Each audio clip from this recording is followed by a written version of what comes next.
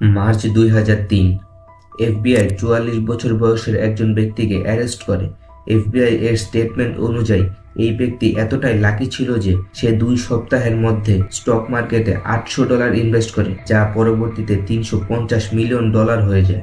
FBI এর সন্দেহ হয় যে এখানে কিছু তো স্ক্যাম হচ্ছে, মেবি সে কোনো ইনসাইডার ট্রেডার হবে। কিন্তু যখন অ্যান্ড্রুকে জিজ্ঞাসা করা হয় তখন সে বলে, আমি একজন টাইম ট্রাভেলার। আমি 2256 সাল ভবিষ্যৎ থেকে এসেছি। আমি জানতাম কখন কোন স্টক উপরে যাবে বা নিচে যাবে। আমি ভেবেচিন্তেই টাকা ইনভেস্ট করেছিলাম। এফবিআই এটা শুনে অবাক হয়ে যায়। এফবিআই বলে সে সম্পূর্ণ বানোয়াট এবং মিথ্যা কথা বলছে। কিন্তু এফবিআই যখন আরো ভালোভাবে রিসার্চ করে তখন তারা জানতে পারে ডিসেম্বর 2002 এর আগে কার্লসনের কোনো রেকর্ডই নেই। এমন মনে হচ্ছে যেন 2002 এর আগে তার কোনো অস্তিত্বই ছিল না। হঠাৎ করেই যেন সে 2002 এ চলে এসেছে। এর থেকে অবাক করার বিষয় হলো, কার্লসনকে 3 এপ্রিল কোর্টে হাজির হওয়ার কথা ছিল, কিন্তু হঠাৎ করে সে উধাও হয়ে যায় এবং তারপর আর কখনোই তাকে দেখা যায়নি।